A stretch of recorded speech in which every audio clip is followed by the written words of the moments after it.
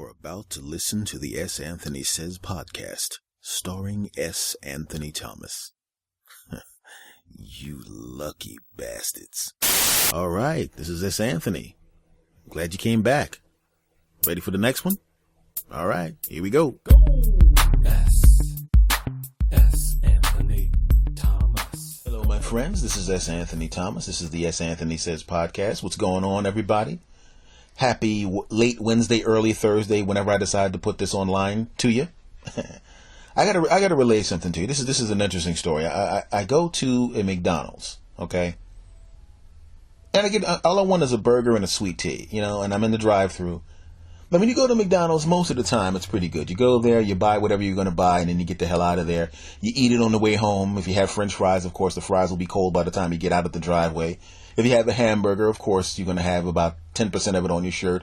And if you have a sweet tea, it's going to be mostly ice with a special guest star sweet tea. You know that. Not that I'm complaining. But one of the things you dread when you go to any fast food place, and this isn't McDonald's specific, is when they go, would you mind pulling over there, sir? Because what that means is, it's going to take you 6 years to get whatever you just ordered, no matter how simple it is. See that section over there with people that are all giving me the middle finger and saying things about my mother and preparing to throw bricks at the window? I want you to go park over there with them because they're also going to be waiting way, way too long for food that we do 700 times a day at a place called fast food. I know we should be able to be fast with this because it's called a fast food place and because we do exactly the same thing every day. We should have become efficient at it by now. But no, that's not what's going to happen today. So could you sit over there, please, and tell that guy with the brick not to throw it because that's not nice. So I pull the car over and I'm sitting there waiting, and I see this kid running towards the car. And I'm looking at him, and the funny thing about it was he had a look of urgency, but at the same time there was a calm there. I don't know how to. It's kind of hard to juxtapose those two looks, but they both existed. So the kid runs towards me, and I wasn't even worried about it. And I had been carjacked before, and this kid's running towards me, and the only thing I was thinking was, oh, there's a bus stop over there. Maybe this kid's trying to catch the bus. And this kid better move faster than that. If he wants to catch the bus, he's got to run faster than he's running right now. And that's what I thought. And as he passes me, I see a police car pull into the driveway and start heading towards him. No sirens, but lights, and they're moving at a quick cruising speed. And it's very obvious they had now zeroed in on that kid. He was the reason that they were the reason he was running. And it was really weird because I had seen people be chased by the police before, back in the day when I was younger. I don't get to see it that much more often, but I saw it before, so it's not like it's a new thing.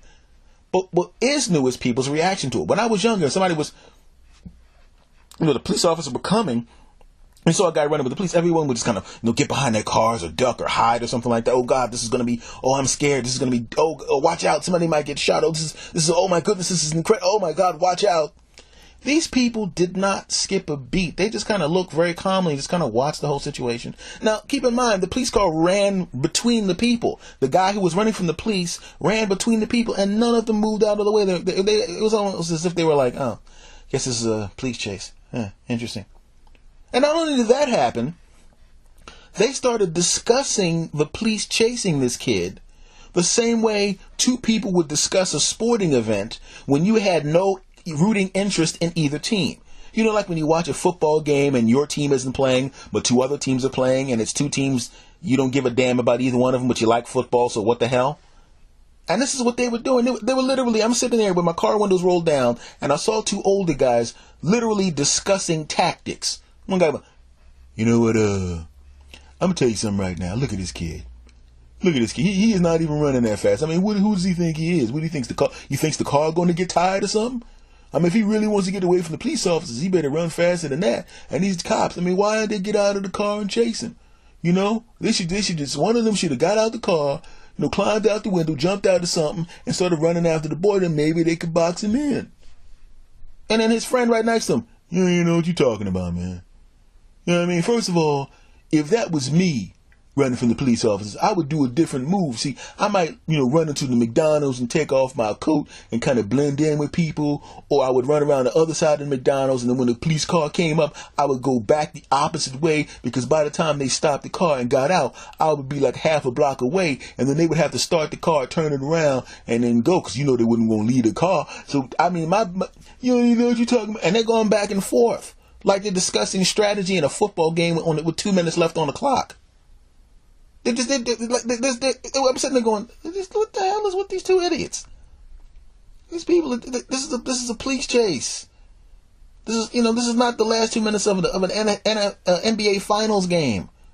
You're not drawing up X's and O's, but they were drawing up X's and O's. Oh, what would you do? Another guy. Yeah, I would have just.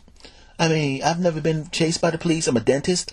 But, I mean, if you really think about it, the best move, strategically speaking, because of the lack of flexibility of the vehicle versus the human body, he should have run across that field right there, because that leads to train tracks. And on the other side of the train tracks, he could go in any direction. I mean, there's lots of stores over there. He could catch the subway. He could catch a bus. He could backtrack, go through the field, have them think he's going through the field, and then they drive around the other side of the field. He sees the car, and then he comes back in the opposite direction.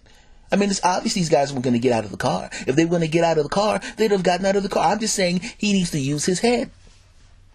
And I'm thinking, he should have used his head. He should have not snatched that lady's purse. How about that? Maybe if he didn't snatch that lady's purse, he wouldn't be running from their asses. That's the best strategy. If I'm going to pull out the chalkboard and go, okay, there's an old lady right there with her check. You're walking behind the lady. Here's where I'm going to draw this play. Leave the lady alone and get a job. Or at least leave the lady alone and don't go to jail because you want to take this lady's purse, you piece of crap. How about that play right there? It was the dumbest thing I'd ever heard in my life. And the people kept coming. As they were speaking louder and louder and louder, everybody was coming in and giving their little strategy about what they would have done had the police officers been chasing them.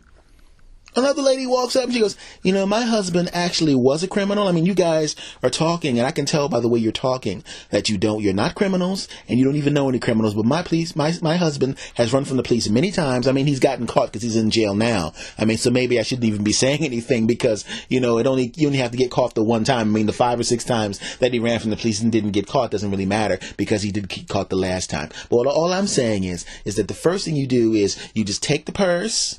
You take out what you want from the purse, and then you throw the purse down. And the lady is so happy to have her purse that she's rifling through the purse, and that will give you enough time, because while she's doing that, instead of calling the police officers and all of that kind of thing, she'll be looking through the purse, and by the time she finds out what you took away, you're long gone, and then by the time she calls the cops, you're so far away that the cops can't catch you.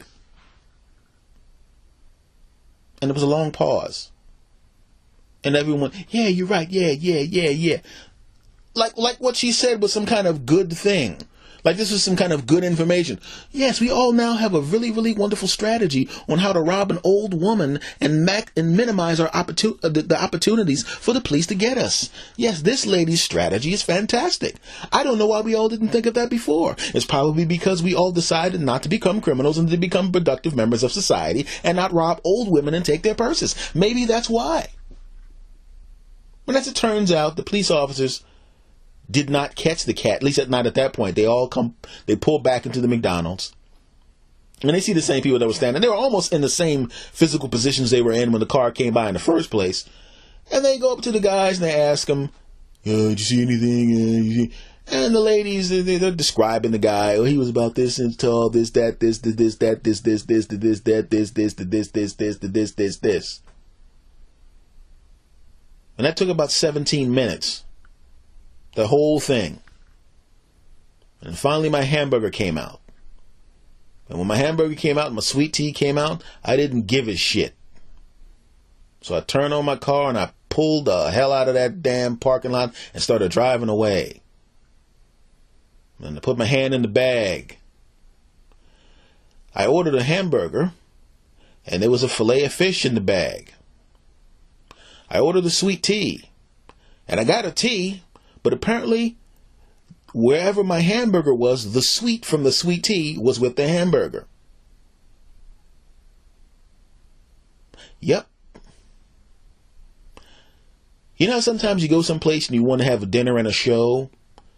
Well, I got a show, those people talking and the guy running from the police, and the show sucked.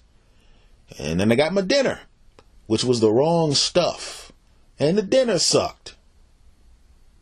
You know what I'm thinking about doing? I'm thinking about going back to that McDonald's and filing a report with the police. Yeah. Can you have an entire McDonald's arrested? I hope so. You know what, guys? I'm starting to think that rational people are starting to get lazy. I'm serious about it. If you really think about it, every time you see something that happens, either in the news, on politics and entertainment, it's always the nutcases that make everything bad, or the mean people that are getting all the shine. These are the people that are running things. These are the people that we pay attention to and they get all the attention. The good people don't necessarily get good attention. The news doesn't put on stories about all the great things people do. Why should they? Because we always pay attention to the a-holes. I was actually watching the news a little while ago, and it was a guy on, I forgot his name, probably because every time I say it, I vomit. But he was literally talking about the soldier that was just brought back. He was a prisoner of war. He was brought back to the country, was being able to be reunited with his parents. He's back in the hands of the Americans, okay? And there was a talking head on a cable news program known for having 3 idiots hosted, who was saying that the father should shave his beard because he looks like a Taliban. Now, the father, I believe, was growing his beard as long as his son was there. I don't know if that was the case. I think that's what the case was. But whatever the reason, this group actually kidnapped the man's son, and you're saying that he looks like that. That's pretty disgusting. And there was also a guy that said, he said that, and this is quite a while, this is years ago, that the Taliban could actually save the American public the problem. And essentially he was alluding that he wished that the Taliban would actually kill this gentleman, because in his mind, the man was a deserter. Now, even if he was a deserter, okay, let's just say for the sake of argument, in this scenario, this particular military man was a deserter. Why was he a deserter if he was a deserter? Now, if he went, you know what I'm going to do? I'm tired of this. I'm going to go help the other side. Yeah. Okay, maybe then you could go, you know what? Fuck him. But what if he was a deserter because he had seen things and gone through things, and everyone has a breaking point? And what about this young man reached his breaking point, couldn't take it anymore, and just flipped out, and then got caught?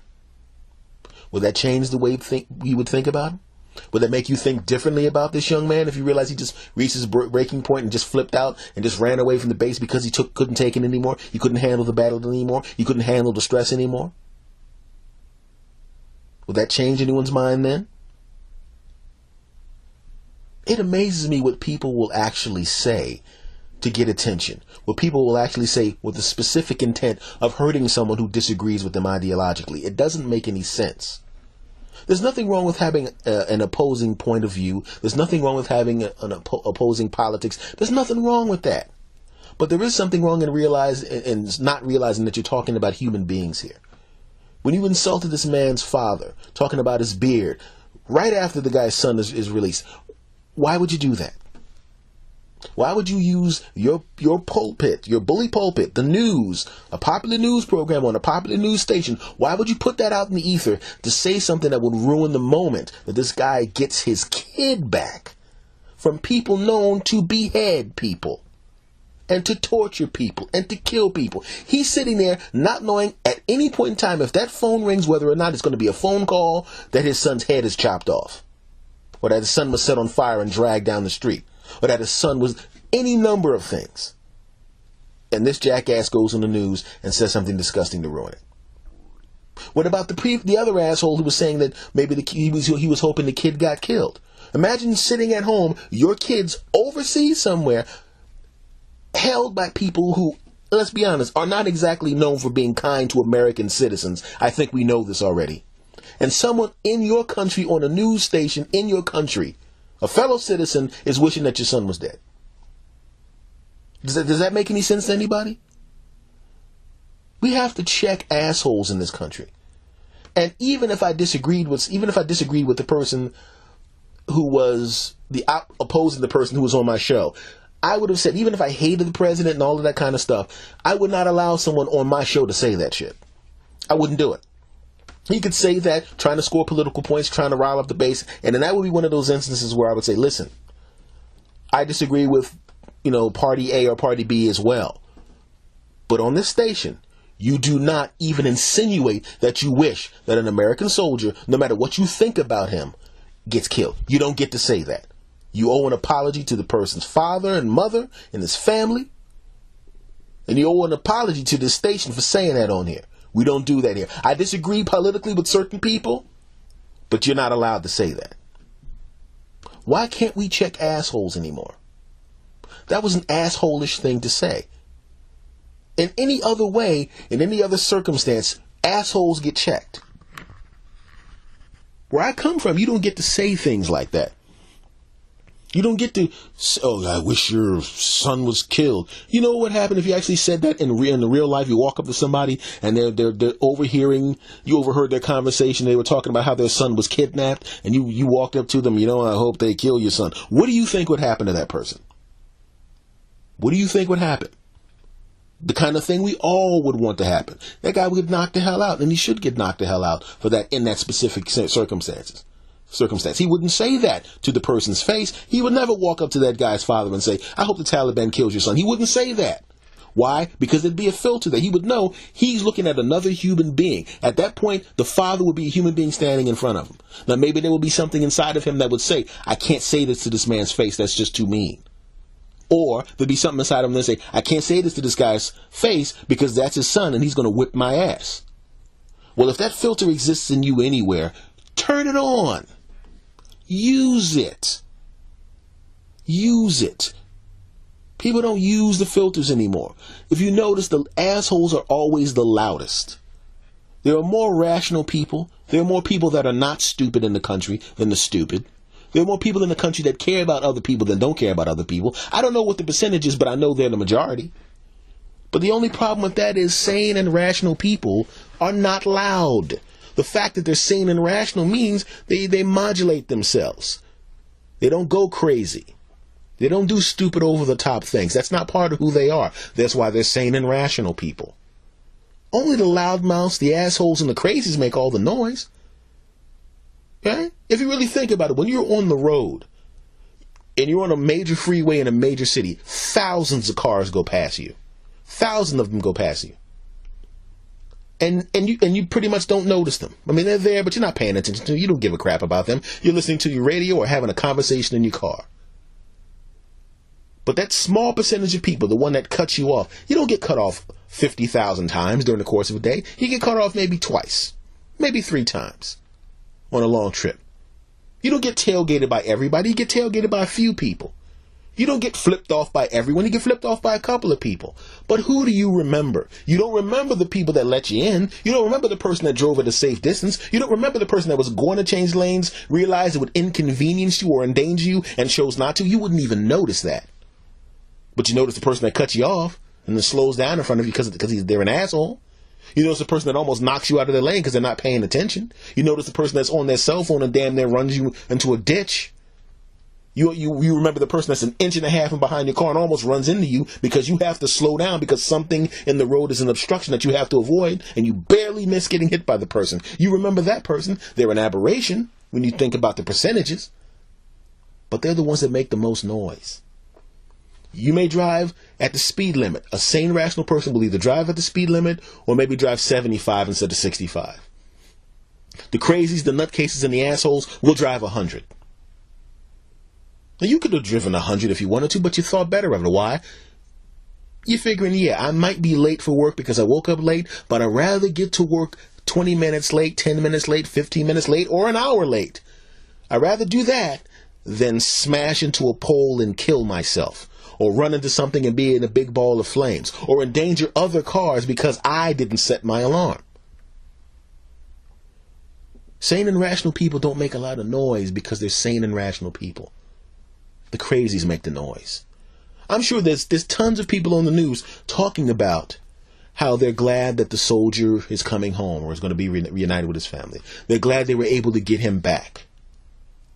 But that's not going to make a lot of news, and that's not going to make a lot of impact. You're not going to notice that. That's the other car driving along the road just like you are. I don't know anything about the soldier, but I'm glad that a human being that was kidnapped overseas, sitting around a bunch of people known for killing themselves and killing other people, terrorists, is going home to his family.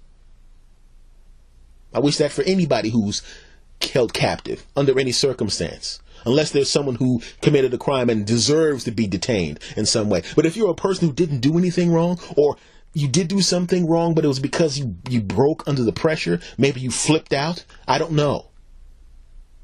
But who would want to have someone be kidnapped or detained like that under threat of death? No one wants that. Sane people don't want that for anybody else. A sane person wouldn't go, I hope that guy gets killed. A sane person wouldn't spit in the face, verbally speaking, not literally spit, but would not do that to the parent and the parents and the family and the friends of people when this guy's on his way home. Yeah, I know you want to score political points. You want to say bad things about the president. I get it. I voted for the guy twice, okay, and I agree with some of the things he does, and I disagree with some other things. But I wouldn't get into all the silliness that some of these people get into. I wouldn't try to score political points against even a political opponent when the president before this one was in office, when George Bush was in office. I wouldn't try to score political points against him by making things up or saying horrible things about people that weren't true. I would never do that. You couldn't pay me enough to do that because I'm a sane, rational person. I may drive at 75 sometimes, and driving at 75 might be going, God, this guy's an idiot, referring to the previous president. But if his family was sick, I wouldn't wish anything bad on them. I wouldn't want anybody to hurt the guy. No. I wouldn't use his ethnicity against him. No.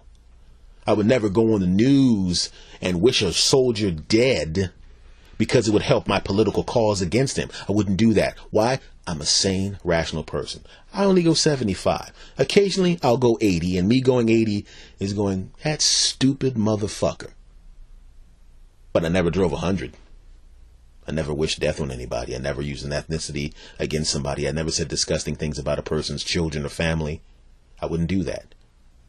We have to check assholes. You understand? We have to check assholes in this country. And I don't mean just in this country. We need to check assholes around the world. There are a lot of assholes around the world doing horrible things to people. You see it every day. You even see it on your when you're watching reruns on television, you see children starving to death. How the fuck is that still happening? How the fuck is that still happening somewhere? How? There's assholes in the world who don't let food supplies go through. There's assholes in the world who take supply money and keep it for themselves so they can buy another Lexus. I want to keep another American car. They keep another American car and they have another castle or whatever the fuck they have. 27 jets. And somebody's starving over there. There's nothing wrong with having a lot of things. If you work hard or you create a product or a service that makes you super duper mega ultra wealthy, more power to you, because I hope one day soon that I'm going to be super duper mega ultra wealthy. I want to be that way. I believe I'm going to make it. I really do. And I'm going to want to have stuff. But some of the stuff that I want is people not being dead around the world because assholes take the money from them. I'm kind of want to not have that happen. Tired of seeing the commercials on TV with people starving. I'm tired of seeing people on the news having horrible things done to them around the world because their countries are led by assholes that are not checked because they have oil, or not checked because they have certain things that other countries need. And it's more important to have those things than to take care of the people. Assholes need to be checked no matter where they are. We have to check assholes. We have to do it, because if you don't check assholes, they become bigger assholes. Well, I have an enemy and he's your enemy too, and even though you're a complete piece of shit, I'm going to side with you to stop that guy. And then you stop that guy, and then now the person who's opposed to you is now, okay, let's go back to fucking each other over and ruining people. And what problem did you really solve? I think it comes to the point now where the sane, rational people, even though we don't want to drive 100 like the crazies are, who do all the wacky things and make all the noise and get all the headlines and gin up the base of their parties, it's time for the rational people to start driving 80. Okay? Just for a little while. Just, when it's time to vote. Maybe you should drive 80, 85 then. Maybe you don't want to make a lot of noise between elections. But when it comes time to pull the fucking lever down and stop assholes from doing horrible things to your country, that's when it's time to step on the pedal. You got to check the assholes. If you don't check assholes, assholes become bigger assholes and bigger assholes. You got to check bullies, because if you don't check bullies, bullies become bigger bullies. And the bigger the asshole, the bigger the bully, the bigger the impact. And if the impacts become too big, then at some point, you're going to have to drive 100, just like the assholes and the bullies do. And if they're driving 100 and you're driving 100, it's going to be a whole lot of accidents and a whole lot of people get killed. Metaphorically speaking. And sometimes, not metaphorically speaking. We got to do what's right here, guys. We have to check the assholes, because if we don't, everybody's going to be driving 100. Everybody's going to be doing things they don't want to do and they shouldn't have to do to counteract the other people. We could have stopped them in the beginning. Could have shut them down early. Could have had traffic cops sitting there the whole time going, bang, woo, sorry, we're going to have to pull you over. Did you pull me over for? You were going 100, asshole. You see the sign up there that says 65? You would have gone 75. We wouldn't have said anything to you. But you're endangering other people with your stupidity. You're endangering other people with your recklessness. So you can either decide that you're going to be normal like everyone else and not be an asshole and realize you're on the wrong side of history.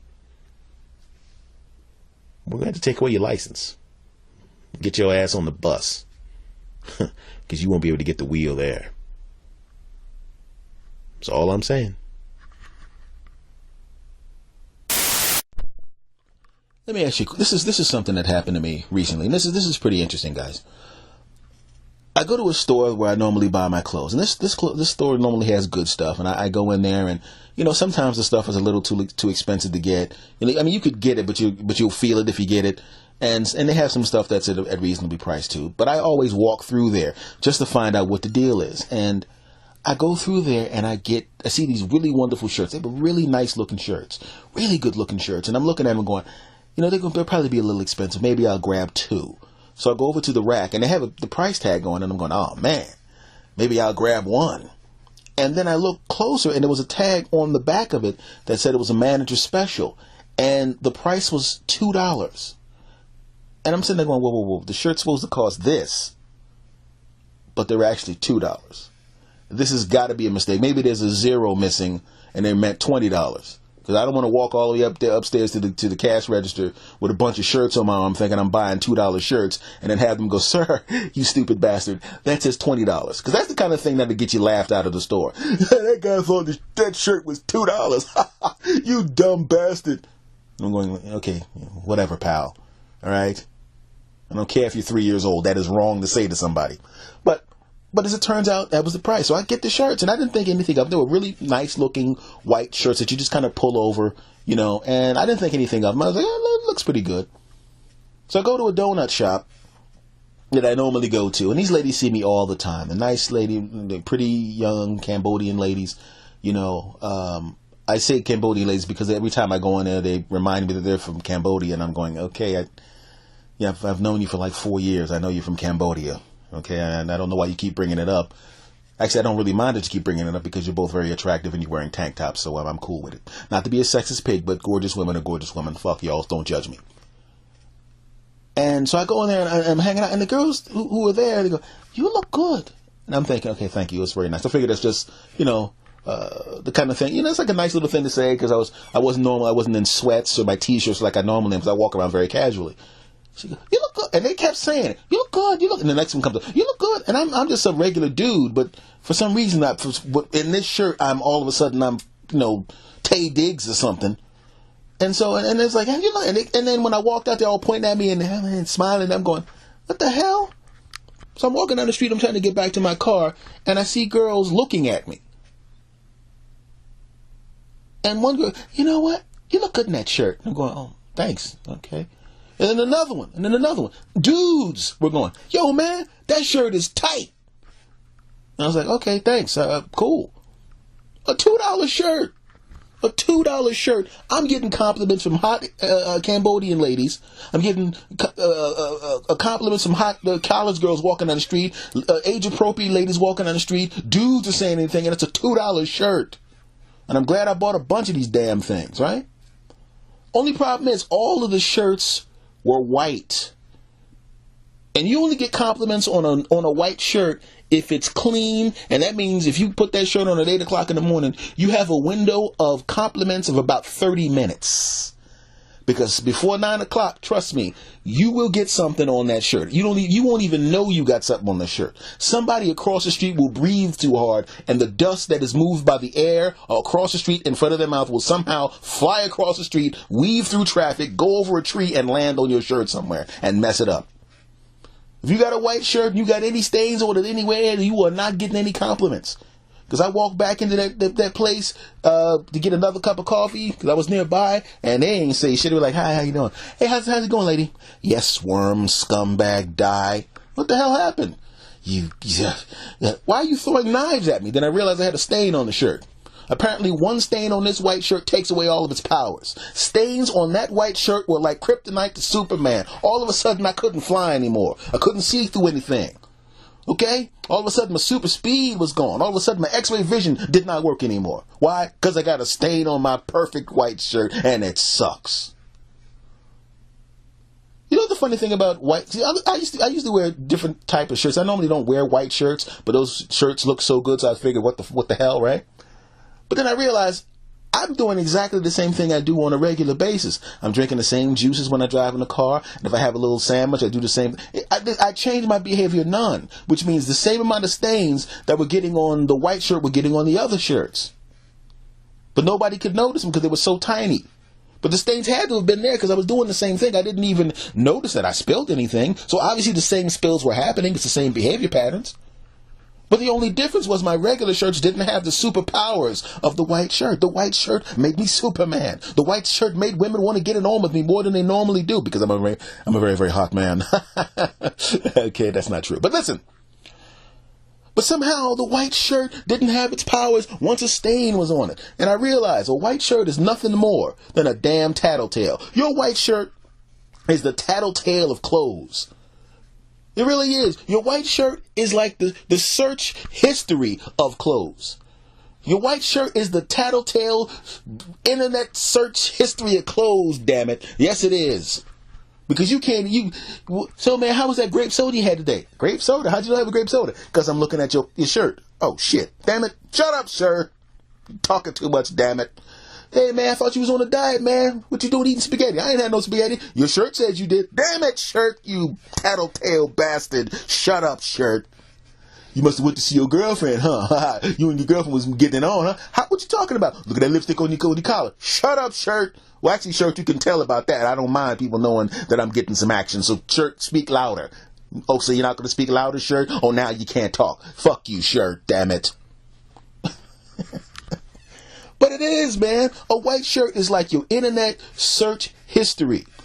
It tells everything you do. It doesn't know how to shut the hell up. And you can't erase it. The only way you can erase your internet search history from your shirt is to wash the bastard. Just like when you go onto your computer and you go in there and you go click and erase search history. But on the computer, when your search history is gone, people go, hey. I've seen you on the computer, and apparently all of a sudden 6 weeks of searches has been erased from your computer. Now, you may only be trying to hide one or two things, but you go, I want to erase 6 weeks of this shit just to be safe. And if you erase 6 weeks of shit, please make sure you have 6 weeks of shit to hide. You'd be better off having an occasional porn occurrence in your search history than erasing 9 years worth of search history and people thinking you have 9 straight years of looking at the teenage Asian titties on, or African asses or whatever the hell you decide to look at. They're going to think you're disgusting, more disgusting than you actually are. And you are disgusting. Don't act like you're not. If you're listening to me and you like me and I know I'm disgusting, that means you're at least partially disgusting. But that's the only way you can erase your search history from your shirt, is to wash it. In fact, a bib, if you get a bib and put a bib on a white shirt is like the incognito window. You know what I mean? It's like, you know you're going to spill something. You know in advance, I'm going to eat this cheesesteak. I'm going to have this spaghetti. I know it's going to splash on my shirt. A little bit of the spray is going to splash out. So I better put this damn bib on to make sure that none of it gets on the shirt. You eat the cheesesteak, you eat the spaghetti, you take the bib off, your shirt's still clean. Bam, incognito window for your white shirt. Your white shirt does not know how to shut the hell up. White shirt, you should be more like my other shirt. You know, the shirt with the multiple colors. You see what I'm saying, America? See what I'm saying, the rest of the world? The shirt of one color. One color shirt. Single color shirts that don't have other colors inside of them can't take the heat. The single color shirt can't take the pressure of the food. But the multicolored shirts, because of the mix of colors, my friends, the mix of textures can hide the food particles. Yes, there's a little bit of dirt underneath. There's a little bit of stuff you want to hide, but the tapestry of all of those colors and all of those textures in your shirts make it a bearable place. Can't we have a world like that? Can't we have a world that's like a multicolored shirt? No? You still want the white shirt? Racists!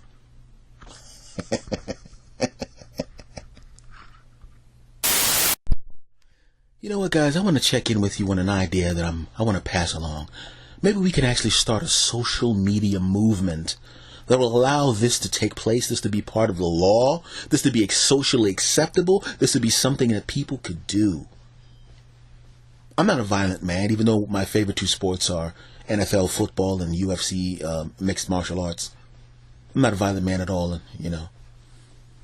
But even I realize that there are times in life where flipping a finger is not enough, where cursing is not enough, but shooting someone is way too much. There should be something where, instead of suing a person, you should get to slap the shit out of them. Yes, I said it. Because you don't want to beat the person up. You don't want to hurt the person or injure the person.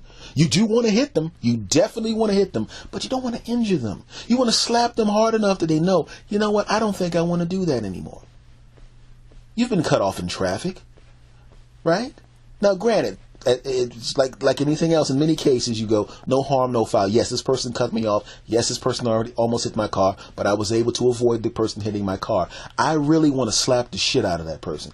You should be able to write down that person's license plate number, go to a judge, describe the offense, and have the person go, yes, you get to slap the shit out of that person that cut you off in traffic.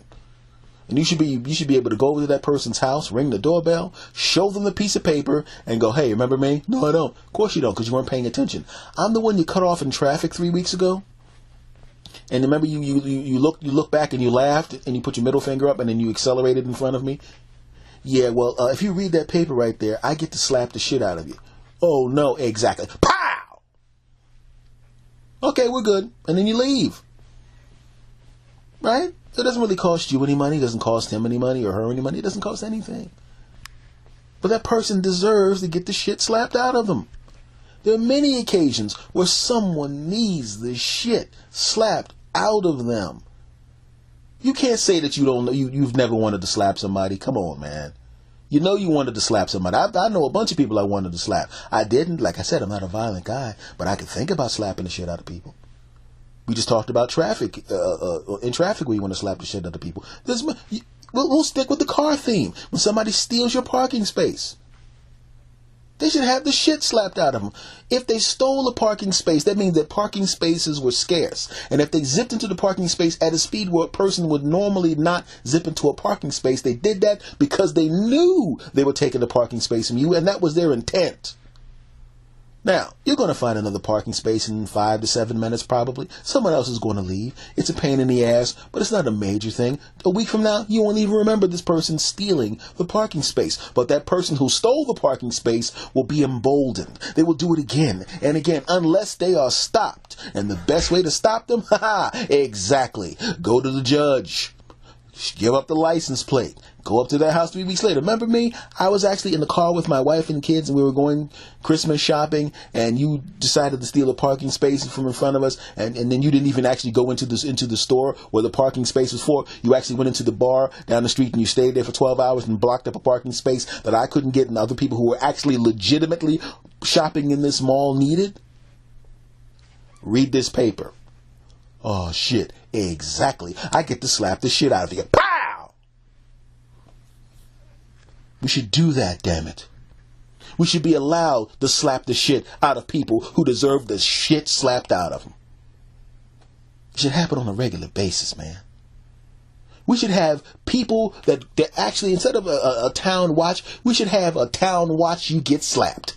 That's what you heard what I said. Instead of town watch, it should be the town watch you get slapped person. A person who stands there and watches you. And if you do something wrong that deserves you to get the shit slapped out of you, they should write you a little note, get your thumbprint, write down the time and date, tell the person to stand there, point to the spot on their face, and let you slap the shit out. Wait a minute. You just grabbed that lady's hand. Well, I was just trying to give her a compliment. Lady, get him. Wham! Now, this is just if people are regular sized people. Now, if the person who committed the slappable offense is some 6'2" dude and you're related that's 4'11", you slapping him is really not going to hurt. You can't hit him in the nuts because that's a whole different thing. That's assault of the nuts. You can't do nothing to the assaulting the nuts. And I don't even like salted nuts, but that's a whole different story. You can't slap this guy. It's not going to mean anything. He's not going to learn anything. And if he's enough of a pig to try to grab a woman's ass in public, he'll probably like the fact that you slapped him. He'll probably lick you. Oh, you slap me some more, girl. You need to go and press a button and say that I'll get you later. He goes home, nothing's going to happen. But since you're a 4'11" lady or a 4'11" guy and your slap won't hurt this 6'2", 220-pound guy, you should be able to hire a person, a surrogate face slapper. And that guy shows up. Knock, knock, knock. Hey, man, what's up? Is this your name, man? Yeah, that's me. You remember this little person right here? Yeah. They were too small to slap you. Because you were about to, what, you were 6'2"? Yeah. Yeah, I'm 6'7", 320. See this piece of paper? Oh, shit. Exactly. Wham! Slap the shit out of him. Now look, I'm not one of those people that, like I said, I'm not a violent guy. I'm not the kind of person that just wants to get some, okay, I do want to see some people get slapped, but that's a whole different story. But I'm not a violent guy, you know? I'm not the kind of guy that just goes, yeah, I think everyone should get the shit slapped out of them. No, it should be for special occasions. There should be draconian penalties for false face slapping. If you false face slap, you get kneed in the groin. That's right.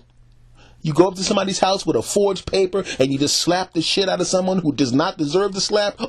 Oh, you get kicked in the groin. Now, granted, people are going to go, yeah, I know that. But see, it's going to be a little different if women get kicked in the groin because it's different. It's different, you know, because they don't have testicles and testicles are much more sensitive and you can't do that to the women. And you did, well, yes, you can. You don't want to hit the women. I don't like hitting women. I would never hit women. Even though other women should be able to hit women. In fact, I was thinking about that let me think about that for a second. What about a woman does something that deserves getting the shit slapped out of them? I mean, as a guy, I would never hit a woman. So I guess you would have to hire women to slap the shit out of other women. Lady, why did you do that? Because I can, you bastard. And what are you going to do? Me personally, I'm not going to do anything. Let me take a quick picture of your license plate. Click. Okay, you go right ahead. Okay, take yourself. 3 weeks later, knock, knock, knock. Hi. Hey, is this your license plate? Yes, it is. Pow! Slap the shit out of her.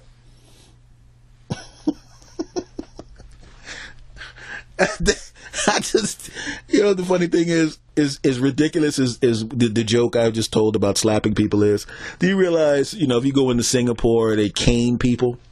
I mean, caning people, taking a cane and just whipping somebody's ass. Now, if you can whoop somebody with a cane in Singapore, and that's a bamboo cane that can rip your skin up, that can cause permanent welts. That's incredibly painful. A slap to the face is nothing. A lot of people don't do things that are worthy of going to jail. You don't want to put everybody in jail. You should just put violent people in jail. The nuisance people, a fine doesn't mean anything, because if you got a lot of money and you get fined, what difference does it make? If I commit an asshole offense and the fine is $60 and I make a lot of money, I don't give a shit about that.